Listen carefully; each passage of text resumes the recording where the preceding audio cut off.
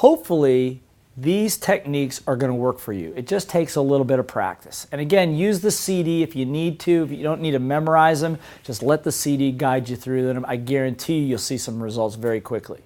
Because at the end of the day, what we're trying to achieve, believe it or not, at the end of the day, is to get to the real you.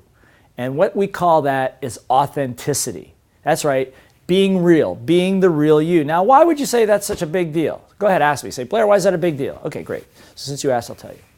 The reason it's such a big deal is that, remember I said before that the number one fear people has is the fear of public humiliation, not looking good. So therefore, remember our little school incident, is trying to please people, trying to look good for people, trying to make them happy with you for whatever case, but at the sacrifice of who you are.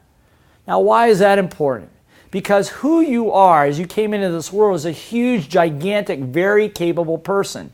And if you check the record, you find most entrepreneurs that are successful, most leaders that are successful, parents that are successful, individuals that you gravitate toward, that you like the most, are people that are very real. What you see is what you get. The problem is for most of us is because we've spent so much of our lives being afraid of not being liked, being afraid of being criticized or embarrassed, is what we do is we try to please everybody. What if I were here to tell you that who you are is not only good enough, but more than good enough? More than good enough to be the person you want to be, to accomplish the things you want to accomplish. Well, that's right. So part of Little Voice Mastery is as you practice these techniques is to get back to the real you. And we're going to talk about here in a few moments how to do that.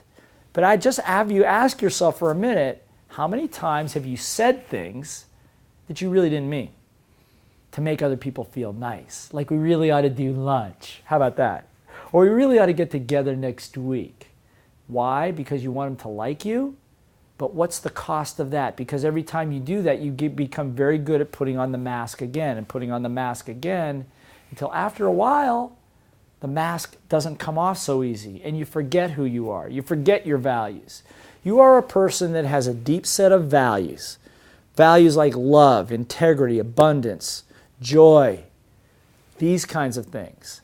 When you lead from that, then you become strong. Then you can create rules. Then you can create a code of honor for yourself. And then you have the self-confidence to be who you are. Look, in sales, this is a really big deal, right? When you deal with a person in sales, don't you want to deal with somebody that you can trust?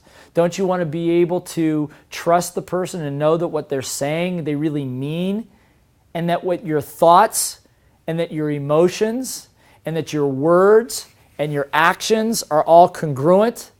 That's being authentic. And for some people, it takes a very, very many years for them to get to that place when they're too old to do anything about it. And then they get cynical. I'm sure you've seen some of that. So the goal here is for you to get to the real you, to take your self-concept and make it as big as it's supposed to be so you can accomplish the results that you want and ultimately be the real you. So with all of that in mind, let me ask you a question. Why do we have such a tough time being real sometimes?